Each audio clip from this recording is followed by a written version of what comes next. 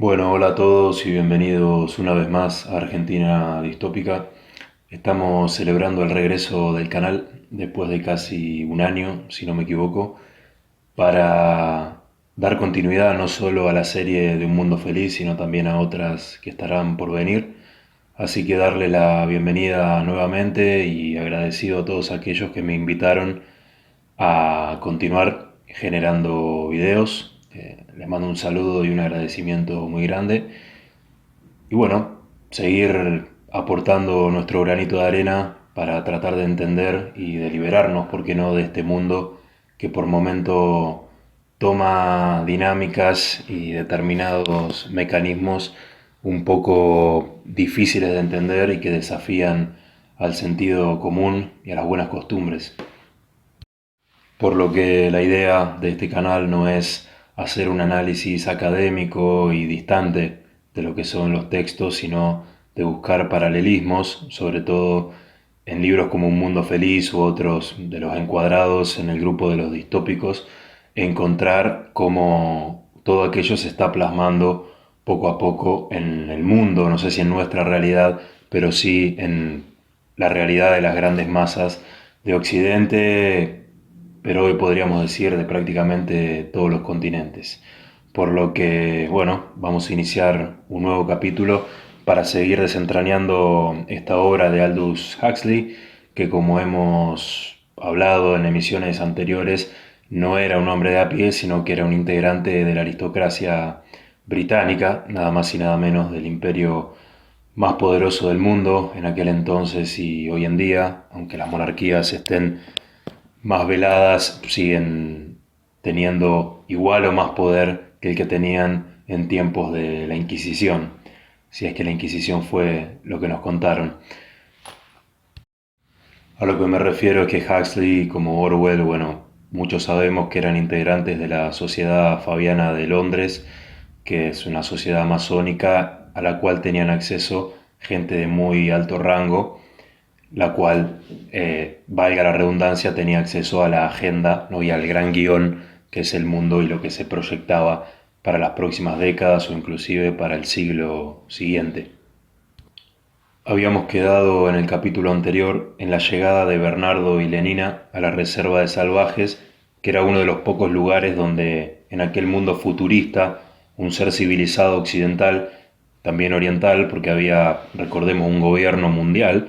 ¿no?, podía ver rarezas tales como hijos que aún nacían de sus madres, basura en las calles, familias, amor, supersticiones, ritos, antiguas creencias y un larguísimo etcétera.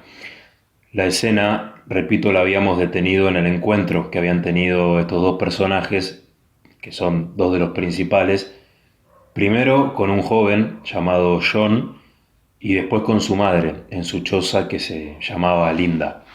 Linda no era una originaria de ese lugar, de esa reserva, el pueblo se llamaba Malpaís, sino que había llegado producto de un viaje, de una aventura, como la que hacen tantos jóvenes en el mundo moderno, habiéndose perdido luego de un paseo en caballo, enterándose al regresar de la trágica noticia que a pesar de todos los ejercicios anticonceptivos, que ellos llamaban ejercicios maltusianos, ¿no?, en honor a Malthus, ese gran eugenista, ¿no?, ese gran controlador de masas humanas, había quedado, repito, inentendiblemente embarazada de su ahora hijo veinteañero que se habían encontrado estos dos turistas, estos dos personajes que habían ido solamente por unos días y por curiosidad a visitar este lugar, una especie de reducto del mundo antiguo, del mundo prefordiano. Recordemos que esto no era antes o después de Cristo, sino que era antes o después de Ford. Bueno, al encontrarse con esta mujer, les explicó, por supuesto, con mucho más detalle todo su infortunio, ¿no?, la historia que había adelantado su hijo anteriormente. No podía creer que antes de morir, porque estaba en un estado de salud muy perjudicial, ¿no?, estaba en el tramo final de su vida, a pesar de no ser una mujer anciana, no podía creer que estaba viendo nuevamente a miembros de esa civilización tan amada y tan adorada por ella. John era una especie de híbrido, ya que si bien se había criado entre indígenas, su madre le había brindado los himnos hipnopédicos, que bien recordaba, como también un muy viejo y agujereado, aunque aún legible, libro de un autor. Atención al término, bueno, el término era un autor prefordiano, ¿no? Como si fuera un griego antiguo antes de Cristo, en este caso antes de que Ford haya inventado su primer auto, el Ford T, y este libro era nada más y nada menos que de un tal William Shakespeare. El joven, por su edad y también por la idealización que le había transmitido su madre de aquel mundo, lo ansiaba conocer, ¿no? Un mundo desconocido. Esto me recuerda a una frase de un libro que se llama El Entenado, de un escritor argentino, de Juan José Saer, que dice que lo conocido es un desierto, lo desconocido una abstracción, pero lo a medio conocer, lo vislumbrado, brilla de virtud y esperanza. Y eso es lo que nos insinúan esos lugares que solamente nos hemos asomado un poco y lo que insinuaba aquel mundo científico, donde personajes como el director o Mustafa Mond eran una representación de la divinidad y del fin de la historia humana. Si bien John manifestó su intención de conocer aquel lugar, le confesó a los dos foráneos que su madre en realidad nunca parecía saber nada trascendente y que esos viejos salvajes de la reserva, que al entender de su madre y de la sociedad utópica que le presentaba, eran unos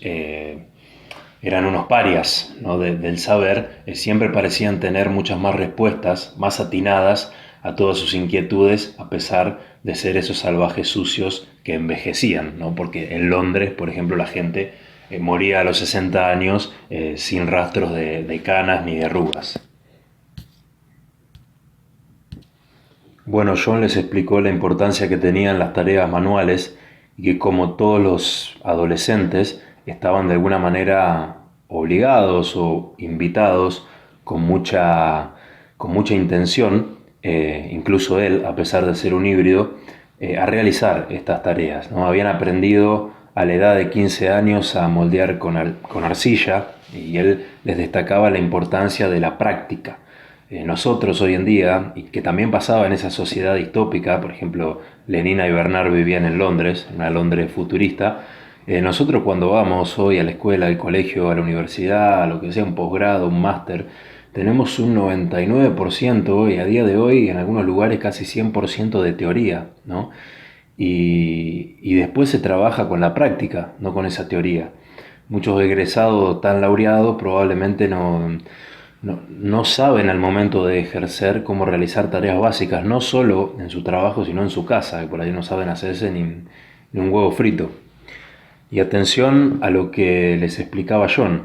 Él decía que a pesar de fallar una y otra vez las primeras ocasiones, trabajando con arcilla, él relataba cómo el hecho de concentrarse en algo por un periodo de tiempo prolongado, o el estar incluso todo el día, mañana, tarde, casi noche, en ello, daba al ocaso de esta jornada una sensación de cansancio vital y de gozo, que él no terminaba de explicarse. Aquello, por supuesto, sería inaceptable para el gran interventor de Europa Occidental, Mustafa Mond, quien, recordemos, en capítulos anteriores, decía con orgullo que la exclusividad, la concentración del interés, como la canalización estrecha de la energía y el impulso, eran muy pero muy peligrosos, porque entre el deseo y su cumplimiento, en ese intervalo, nacían los sentimientos, teniendo que dinamitar ese lapso maldito que ahora relataba John con mezcla de orgullo, pero también de confusión. Esa jarra de arcilla probablemente no existía en el mundo civilizado y en el caso de existir estaría al alcance de un botón, ¿no? Presionado seguramente por los individuos epsilones, que eran el eslabón más bajo de esa sociedad, que eran totalmente felices e imbéciles a la vez, y muy contentos de no ser alfas, de no ser los más privilegiados o los que tenían más poder de decisión en esa sociedad, porque así se lo habían rezado los signos hipnopédicos. Quiero decir, seguramente en todas las casas esa vasija sería la misma, ¿no? Como hoy que vamos a las casas y todas las sillas, si no son iguales, son parecidas, las mesas, los muebles y demás. No se ha homogeneizado todo y se ha perdido esa sustancia, esa impronta propia de cada uno, porque la gente hasta no hace mucho tenía algunas nociones de carpintería, de herrería y demás que le daban ese toque personal. Bueno, a ninguna historia le puede faltar el flechazo, ¿no? Regresando a la escena, John vio esos versos que había leído en ese libro en tan mal estado, los versos de Romeo a Julieta, que tanto había repasado, reflejados, como no, en Lenina, de quien se enamoró inmediatamente. Al finalizar ese encuentro, Bernardo sacó su as de la manga, dejando a todos boquiabiertos, ya que les dijo que John y Linda, John y su madre, estaban invitados a Londres porque él, como psicólogo, Bernard era alguien que tenía una autoestima muy baja y tenía que estar autorizándose, probándose todo el tiempo frente a los demás, le dijo que él era uno de los pocos que tenía permitido entrar a ese lugar de salvajes y también podía efectivamente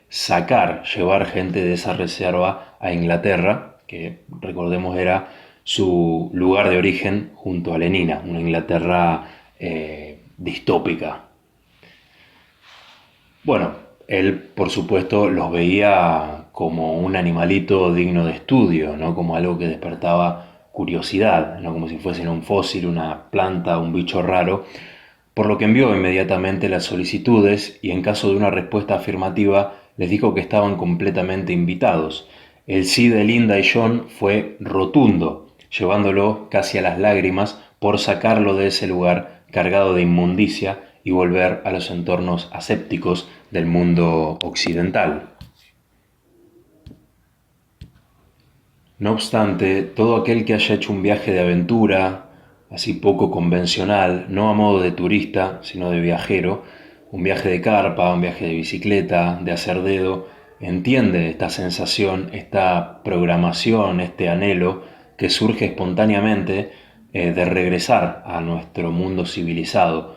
a lo mejor malo conocido que bueno por conocer, ¿no? A ese mundo de la seguridad,